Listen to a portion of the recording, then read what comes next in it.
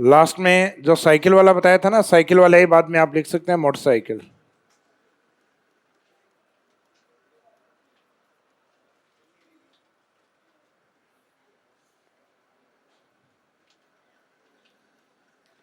Motorcycle जो उद्योग है इसका सर्वाधिक विकास है महाराष्ट्र, पुणे।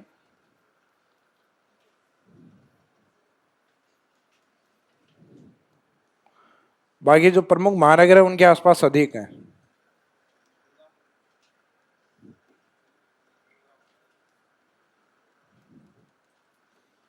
गुड़गांव मानेसर के पास में ही, जहाँ मारुति की यूनिट भी है।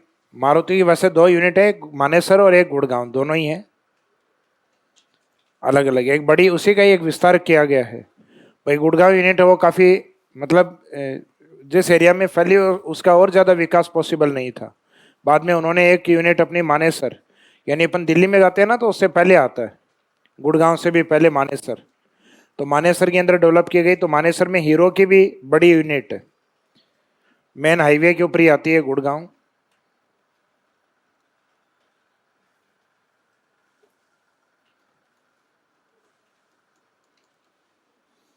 गुड़गांव हरियाणा,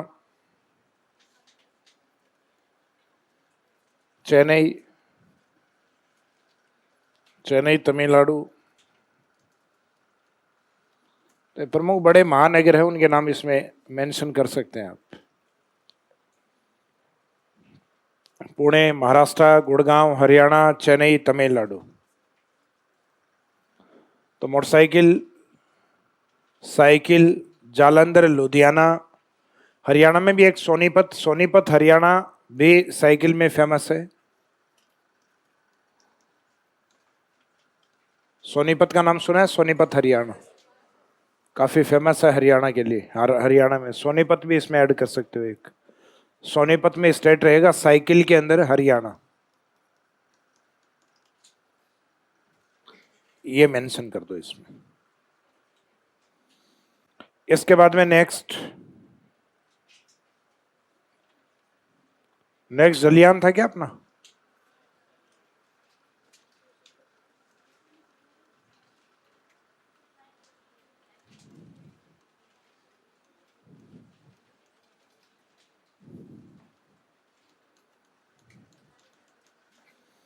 जलियान उद्योग, शिपयार्ड उद्योग। शिपयार्ड उद्योग या जलियान उद्योग का सर्वाधिक विकास है वो तटवर्ती क्षेत्रों में अधिक हुआ है। तो इसमें लिखिएगा जलियान या शिपयार्ड उद्योग। इस उद्योग का सर्वाधिक विकास, इस उद्योग का सर्वाधिक विकास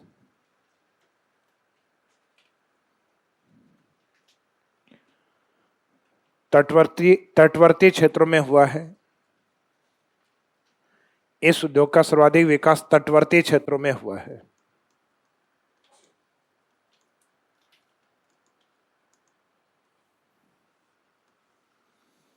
इस उद्योग का सर्वाधिक विकास तटवर्ती क्षेत्रों में हुआ है।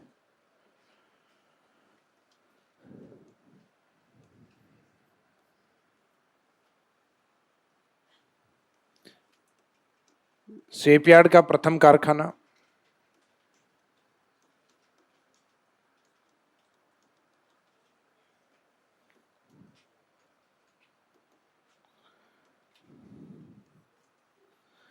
देश में, इसका जो पहला कारखाना है वो विशाखापट्टनम में स्थापित किया गया था।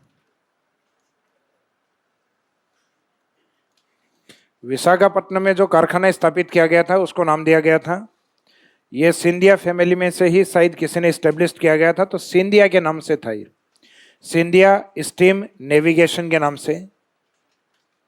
नाम क्या था इसका?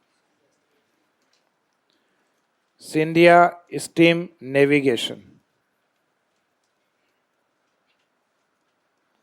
नेविगेशन लिमिटेड या नेविगेशन कंपनी थी स्टार्टिंग में।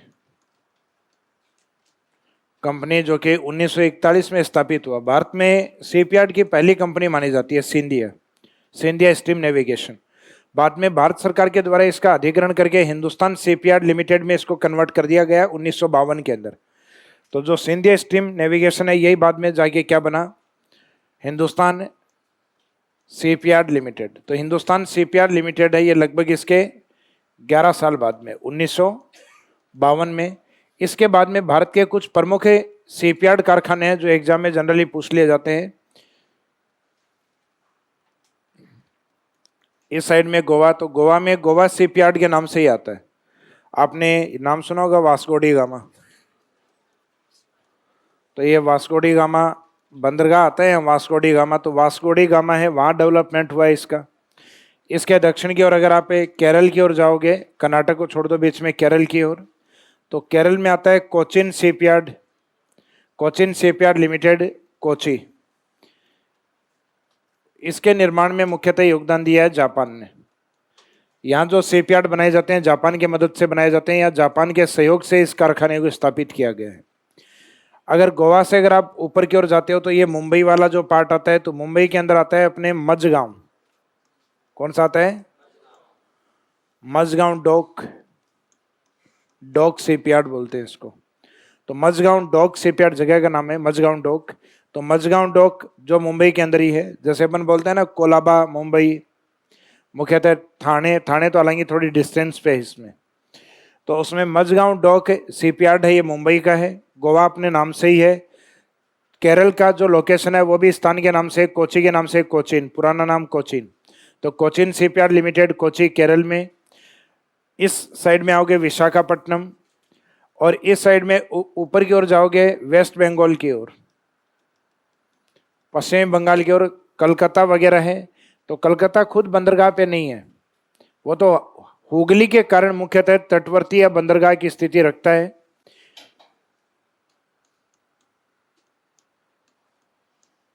वहां पे गार्डन रीच,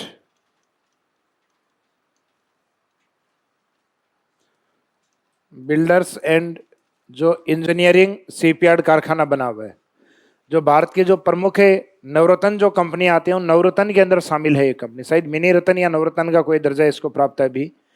तो ये गार्डन रीच जो शिपयार्ड है, यानी जो बिल्डर्स एंड इंजीनियरिंग लिमिटेड के नाम से है, तो garden reach builders and engineering limited, या सीधा याद रखो गार्डन रीच शिपयार्ड।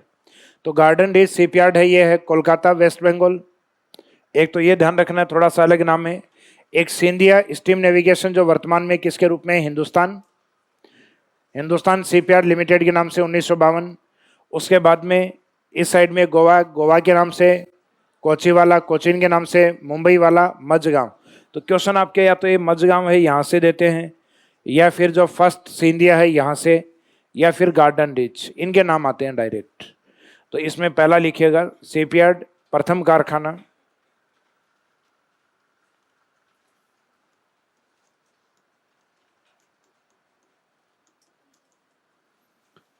शिपयार्ड प्रथम कारखाना सिंधिया स्टीम,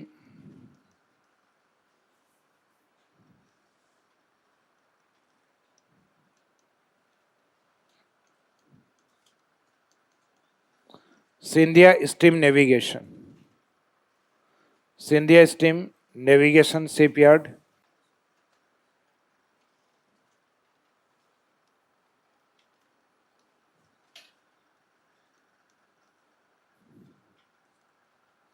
कहाँ स्थापित हुआ? विशाखापट्टनम, 1941।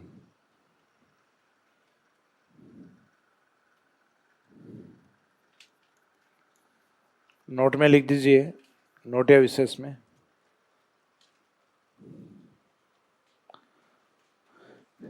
उन्नीस सौ बावन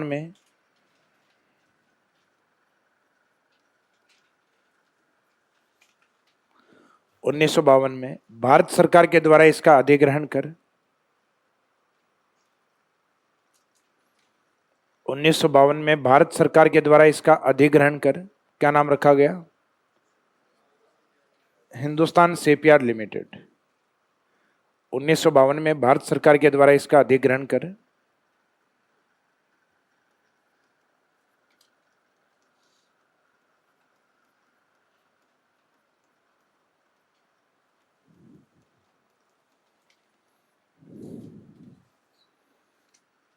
इसका अधिग्रहण करें। Hindustan shipyard limited,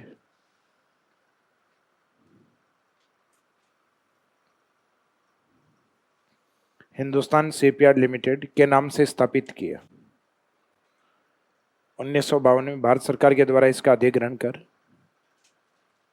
Hindustan shipyard limited के नाम से स्थापित किया। तो इसका मैंने हिंदुस्तान शिपयार्ड लिमिटेड कोई अलग नहीं है, यही है विशाखापट्टनम शिपयार्ड। अब इसके अलावा कुछ अन्य जो प्रमुख शिपयार्ड हैं वो कौन कौन से हैं, तो इसमें लिखिएगा बाद में, अन्य प्रमुख shipyard.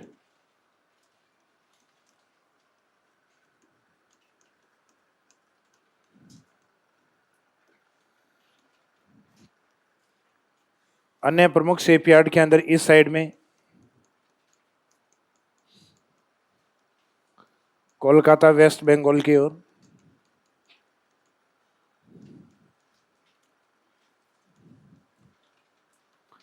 Garden reach,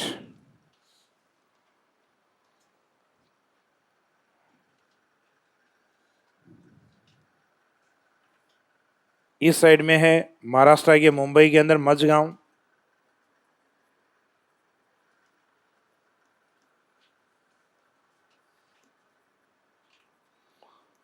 Majhgaon Dock, Mazagaon Dock Mumbai,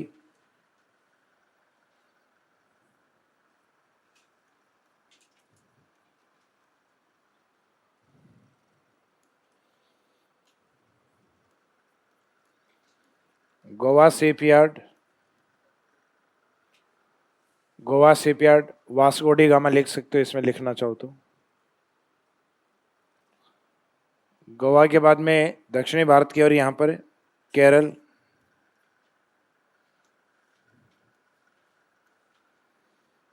Kerala में किस नाम से है, कोचिन,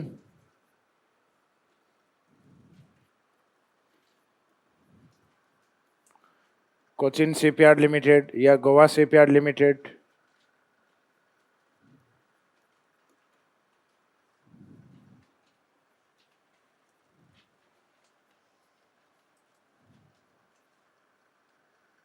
सहयोग, कोचिन वाले में किसका है, जापान, सहयोग जापान। तो इसमें महाराष्ट्र का के अंदर मुख्यतः मुंबई मझगांव, गोवा का एज इट इज गोवा के नाम से, केरल का कोची जो है कोचिन के नाम से, विशाखापट्टनम जो आपको करवाया सिंधिया स्टीम नेविगेशन, बाद में हिंदुस्तान शिपयार्ड लिमिटेड, और कोलकाता वाला है गार्डन रीच के नाम से, garden reach builders and engineering shipyard या इंजीनियरिंग लिमिटेड। क्या चीज, आज जगह है तटवर्ती जो क्षेत्र है, बंदरगाह आता है वास्को डी गामा। भारत में वास्को डी गामा बंदरगाह कहाँ है, गोवा।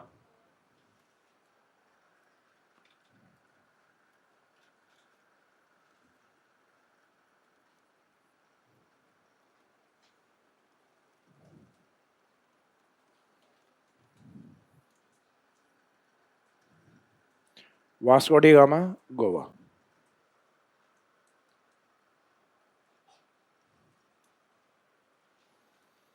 तो ये हो गए अपने शिपयार्ड।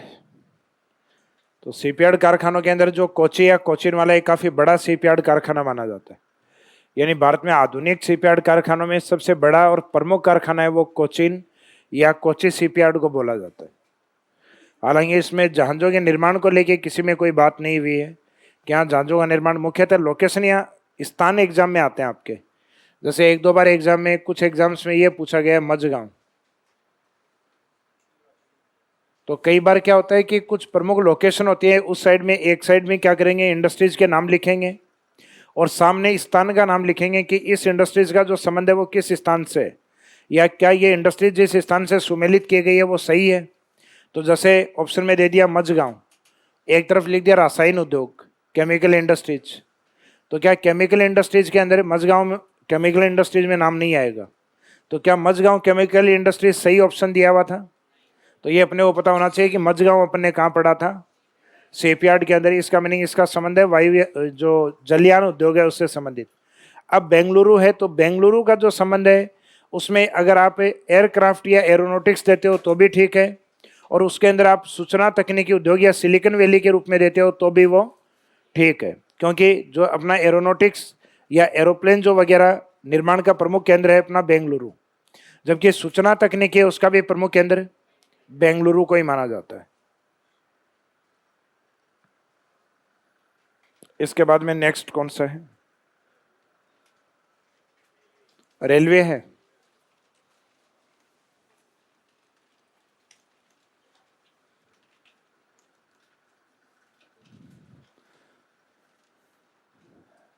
रेलवे उद्योग,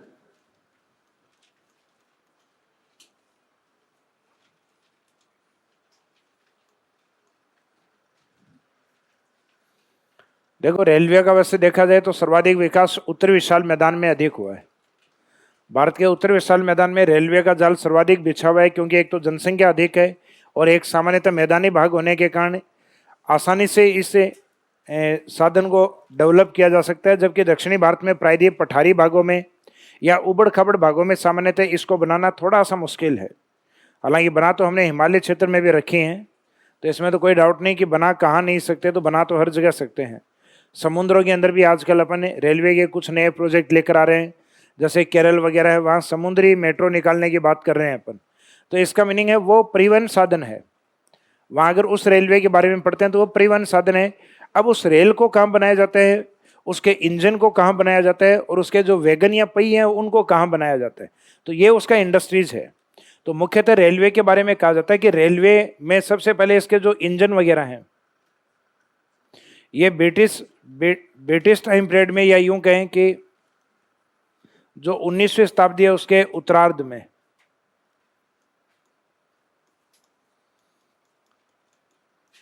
उन्नीसवीं शताब्दी के अंत में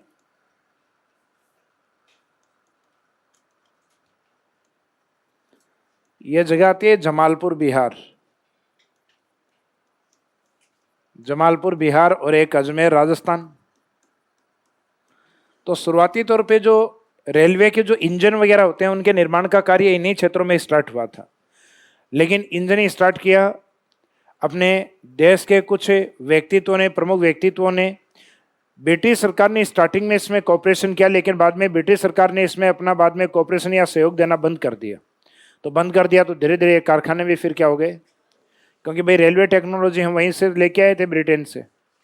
उन्होंने स्टीम या भाप के इंजन को बनाया था, उसके बाद में रेलवे का विकास हुआ था। तो स्टीम इंजन का जो विकास हुआ था उसके बाद में ये इंडस्ट्रीज है इसने तेजी से ग्रो किया है। तो बाद में हम देखते हैं कि प्रमुख जो कारखाना है 20वीं शताब्दी के अंदर, एक चितरंजन कारखाना है जिसके बारे में एग्जाम में सबसे ज़्यादा पूछा जाता है, वेस्ट बंगाल। तो 1950 में बाद में चितरंजन लोकोमोटिव वर्क्स है। ये जो रेलवे कारखाने वो इसी नाम से स्थापित होते हैं। आप पढ़ते हो लोको पायलट, इसका मीनिंग रेलवे पायलट। तो ये जो रेलवे जो उद्योग है, जैसे अभी बताया मैंने, जलयान उद्योग शिपयार्ड, रेलवे उद्योग लोकोमोटिव। तो चितरंजन लोकोमोटिव वर्क्स है वो कहाँ स्थापित की गई, वेस्ट बंगाल में, और वेस्ट बंगाल के अंदर उसकी स्थापना हुई 1950। तो ये स्टार्टिंग के जो, हालांकि लिखते हैं इसको, ये पहला सफल जो रेलवे कारखाना है लोकोमोटिव। हालांकि शुरुआती तौर पे इसके जो इंजन हैं वो अलग प्रकार के हुआ करते थे, लेकिन बाद में इन्होंने विद्युत इंजन बनाना स्टार्ट किया। कौन से इंजन, विद्युत इंजन। अपन देखते हैं कि रेलवे जो ट्रैक बिछा हुआ होता है उस रेलवे ट्रैक के ऊपर इस तरीके से जो बिजली के खंभे होते हैं इस तरीके से, तो ये जो ट्रेन गुजरती है ये मुख्यतः इलेक्ट्रिसिटी या विद्युत पर आधारित होती है। ये जो रेलवे लाइन होती है जिसके ऊपर इस तरीके के जो खंभे से लगे रहते हैं, और एक होती है जो मुख्यतः धुआं छोड़ते हुए जाती है, जिसमें आप देखते हो वो होती है कोयले से। किससे, कोयले और डीजल से। कोयले वाली को तो कहते हैं स्टीम। कोयले से तो क्या किया जाता है कि उसको जला के उसको दहन करके स्टीम या भाप बनाई जाती है, उस भाप से टरबाइन घूमता है और टरबाइन घूमने से रेल चलती है। तो एक होते हैं अपने भाप वाले इंजन जो कि जमशेदपुर में बनाए जाते हैं, और एक होते हैं अपने डीजल वाले जो कि वाराणसी में बनाए जाते हैं। तो जो चितरंजन वाला है वो किस पर आधारित है? विद्युत इंजन। ये इलेक्ट्रिकल जो इंजन होते हैं वो बनाता है। एक स्टीम इंजन का निर्माण करता है जमशेदपुर, और डीजल वाले जो इंजन है वो बनाता है वाराणसी। तो इसके अंदर नाम क्या रहा है एग्जाम में वो ध्यान देना है कि डीजल लोकोमोटिव वर्क्स वाराणसी, तो इसका मीनिंग है डीजल वाला आया तो वाराणसी है। और अगर चितरंजन लोकोमोटिव वर्क्स आया है तो इसका मीनिंग है विद्युत इंजन बनाने वाला कारखाना जो वेस्ट बंगाल में। जमशेदपुर, अगर जमशेदपुर लोकोमोटिव वर्क्स अगर आता है तो इसका मीनिंग है फिर जमशेदपुर, और ये आपका वाष्प वाला है या स्टीम वाला है। तो अपने को थीम देखनी है कि इंजन की थीम क्या है, क्या इलेक्ट्रिसिटी इंजन है, डीजल इंजन है या स्टीम इंजन है। उसके बाद में रेलवे के जो डिब्बे बनाने के प्रमुख कारखाने हैं उसमें एक नाम सुना होगा आपने, railway coach factory Kapurthala Punjab, एक एक integral railway coach factory Perambur Tamil Nadu. ये दो फेमस हैं। हालांकि वर्तमान में धीरे धीरे भारत में रेलवे कोच फैक्ट्रीज हैं वो काफ़ी ज़्यादा बढ़ रही हैं। तो वर्तमान वाली अगर फैक्ट्रीज वगैरह उनकी बात की जाए तब तो बाद में सैकड़ों लिखे जाओ, लेकिन शुरुआती तौर पे जो प्रमुख है रेलवे कोच फैक्ट्री और डीजल इंजन है उनका ज़्यादा इम्पोर्टेंस है। रेलवे के जो वैगन या पहिए बनाने का जो सबसे प्रमुख कारखाना है वो है बेंगलुरु के अंदर। तो रेलवे वैगन या पहिए का कारखाना वो है बेंगलुरु के अंदर। तो पहिए बनते हैं बेंगलुरु में, इसके जो डिब्बे बनते हैं वो एक तो पंजाब कपूरथला में और एक पेराम्बूर तमिलनाडु में। और डीजल इंजन जो बनाए जाते हैं रेलवे को चलाने में सहयोगी होते हैं, तो इंजन का चितरंजन में, वाराणसी में और जमशेदपुर के अंदर। तो इसमें लिखिएगा 19वीं शताब्दी के अंत में, 19वीं शताब्दी के अंत में जमालपुर बिहार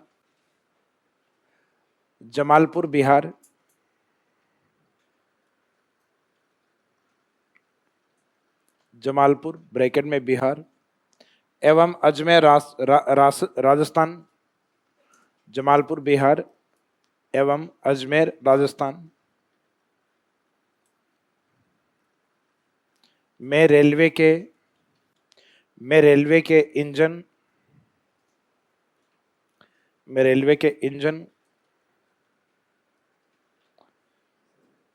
कारखानों की स्थापना की गई।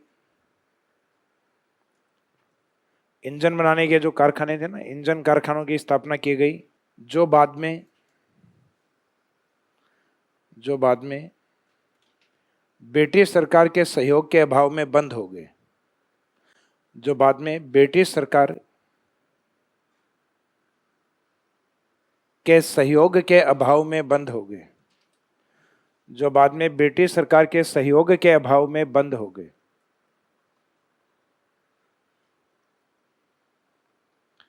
जो बाद में ब्रिटिश सरकार के सहयोग के अभाव में बंद हो गए।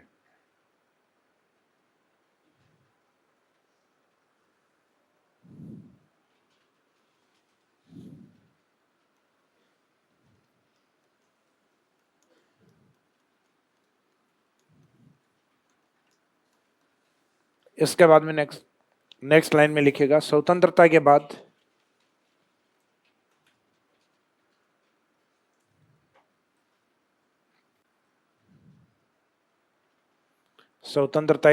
स्थापित प्रमुख रेलवे इंजन कारखाने। स्वतंत्रता के बाद स्थापित रेलवे इंजन कारखाने।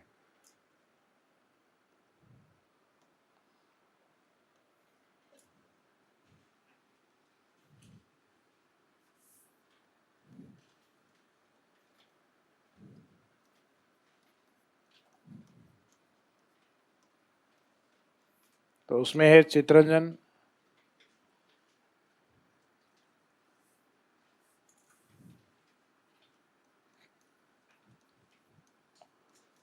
चितरंजन लोकोमोटिव वर्क्स, ये वेस्ट बंगाल। चितरंजन में ही है, जगह का नाम यही है चितरंजन, तो उसको तो रिपीट करने की आवश्यकता नहीं है। वेस्ट बंगाल 1950 इसका ईयर पूछा जाता है। कि स्वतंत्र भारत में जो पहला रेलवे इंजन बनाने का जो कारखाना है वो कहाँ स्थापित हुआ? चित्तरंजन के अंदर, वेस्ट बंगाल में।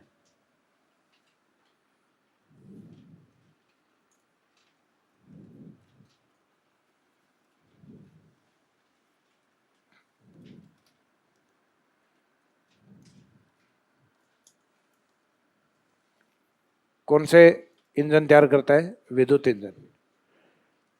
जो इलेक्ट्रिकल बेस्ड इंजन होते हैं तो यहाँ लिख दो, या तो यहाँ विद्युत इंजन बनाए जाते हैं।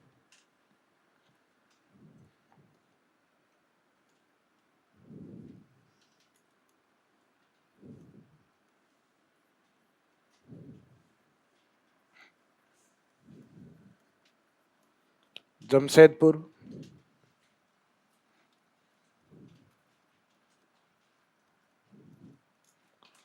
जमशेदपुर लोकोमोटिव वर्क्स कहाँ पर है? जमशेदपुर वर्तमान में झारखंड में है। 1952, 1952।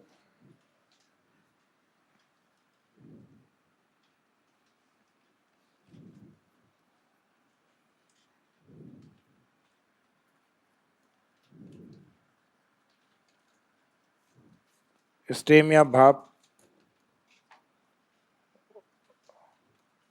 वाष्प भी बोलते हैं ना, वाष्प या भाप, तो स्टीम ही लिख दो। स्टीम सबसे प्रचलित शब्द है इसमें।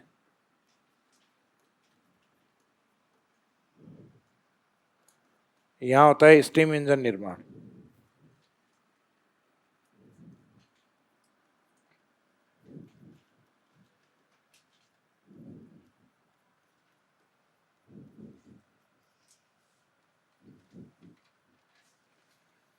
नेक्स्ट है diesel locomotive works.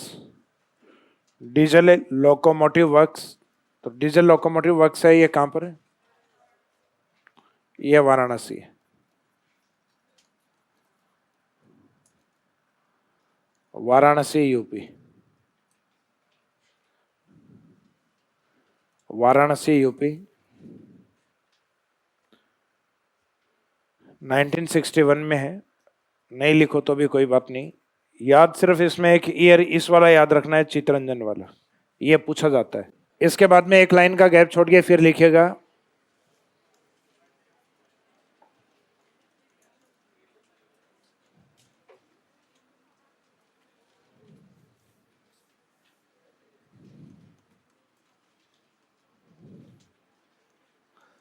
Railway coach factory.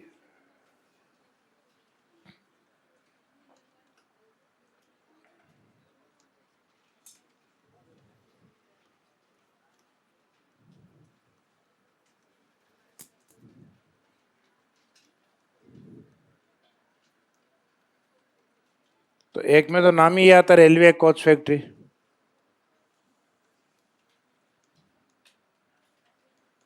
Kapurthala Punjab, Kapurthala Punjab.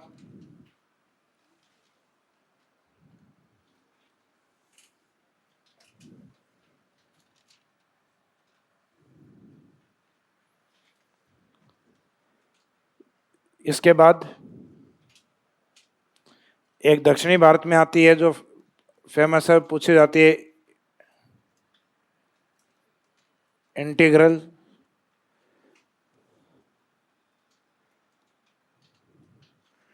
Integral coach factory कर दो, चाहे पूरा नाम लिख दो आगे, इंटीग्रल रेलवे कोच फैक्ट्री।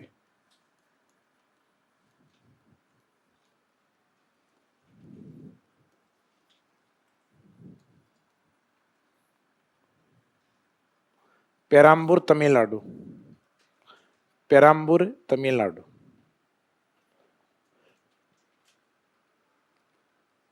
तो railway coach factory Kapurthala Punjab, integral coach factory Perambur Tamil Nadu.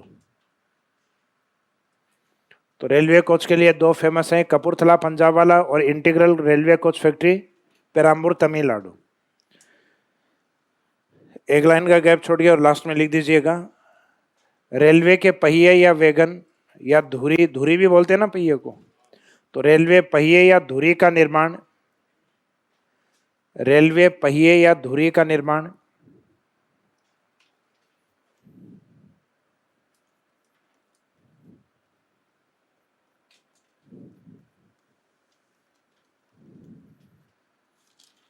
Railway पहिए या धुरी का निर्माण,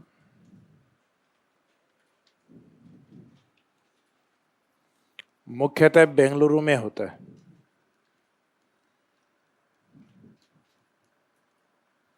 मुख्यतः बेंगलुरु में होता है, बेंगलुरु कर्नाटक। तो डीजल तो बनते हैं अलग अलग, चित्ररंजन बनता है वेस्ट बंगाल में, विद्युत वाला डीजल वाला बनता है वाराणसी में, स्टीम वाला बनता है जमशेदपुर में। तो रेलवे संबंधित ये प्रमुख हैं, जिसमें कुछ अपन ने इसके डीजल जो इंजन है या वाष्प स्टीम इंजन है या विद्युत इंजन है, तो एक तो इंजन को ध्यान रखना है, और एक कोच फैक्ट्री जो है कपूरथला, और एक integral coach factory Perambur Tamil Nadu. ये एग्जाम में जनरली पूछ ली जाती हैं। पहिए वगैरह वाला यहाँ से तो नहीं पूछते क्वेश्चन, जो बेंगलुरु के अंदर बनते हैं। इसके बाद में नेक्स्ट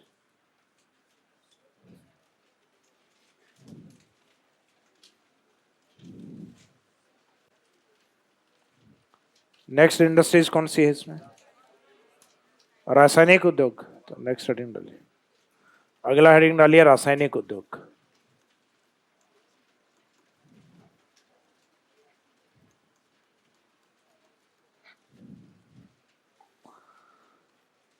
रासायनिक उद्योग,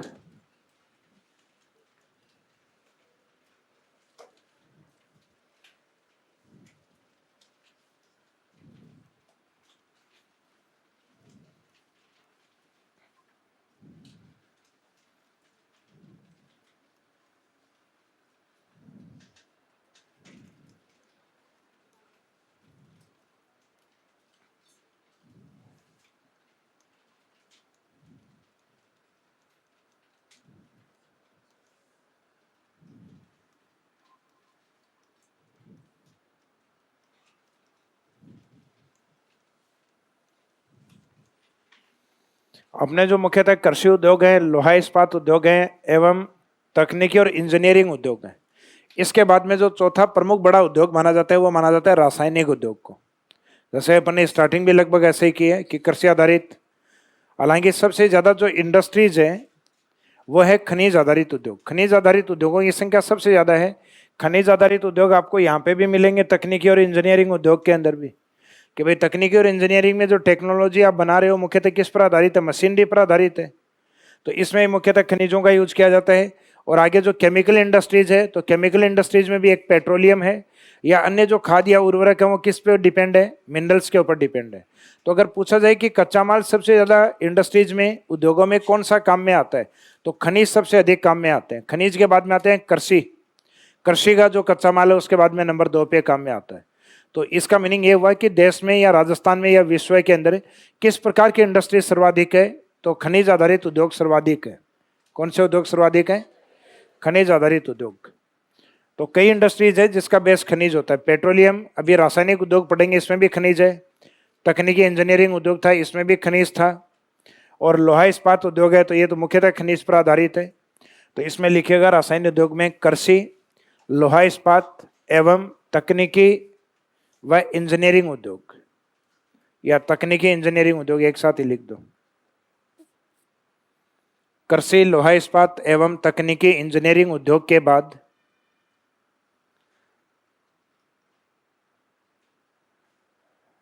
कृषि, लोहा इस्पात, कृषि, लोहा इस्पात एवं तकनीकी इंजीनियरिंग उद्योग के बाद यह चौथा प्रमुख या बड़ा उद्योग है। के बाद यह चौथा, यानी 4th नंबर पे है, यह चौथा प्रमुख या बड़ा उद्योग। तो चौथा प्रमुख या बड़ा उद्योग किसको माना जाता है? रासायनिक उद्योग। नेक्स्ट लाइन में लिखिएगा, इस उद्योग में शामिल प्रमुख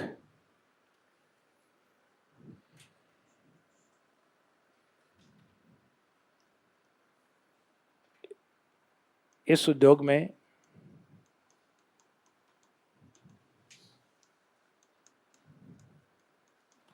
शामिल प्रमुख उद्योग। तो रासायनिक उद्योग अपने आप में एक बड़ा कॉन्सेप्ट है, ब्रॉड कॉन्सेप्ट है। अब इसमें कौन कौन सी इंडस्ट्रीज काउंट होती हैं? तो रासायनिक उद्योग में अलग अलग तरीके के उद्योग होते हैं, जैसे एक पेट्रोकेमिकल इंडस्ट्री। पेट्रोकेमिकल इंडस्ट्री है जो मुख्यतः डिपेंड होती है पेट्रोलियम के ऊपर। जैसे अपनी जो वेस्लिन जेली इंडस्ट्रीज है, सामान्यतः जो रंग रोगन बनाने वाली इंडस्ट्रीज है, सामान्यतः जो कीटनाशक या पेस्टिसाइड बनाते हैं, तो ये जो इंडस्ट्रीज हैं सारी किस पे डिपेंड है? पेट्रोलियम के ऊपर। तो इसमें रासायनिक उद्योग के अंदर जो प्रमुख उद्योग शामिल किए जाते हैं, इसमें एक तो आते हैं अपने पेट्रोकेमिकल उद्योग, जिनका कच्चा माल क्या होता है? मुख्यतः पेट्रोलियम। जैसे राजस्थान में मैंने आपको बताया होगा कि जो राजस्थान में पेट्रोलियम जो रिफाइनरी है, उस पेट्रोलियम रिफाइनरी के साथ एक पेट्रोकेमिकल कॉम्प्लेक्स भी राजस्थान सरकार बना रही है। तो पेट्रोकेमिकल कॉम्प्लेक्स जो बाड़मेर में बन रहा है, इसका मीनिंग वो पेट्रोलियम इंडस्ट्रीज के लिए बन रहा है। तो पेट्रोकेमिकल उद्योग, पेट्रोकेमिकल के अलावा उर्वरक उद्योग,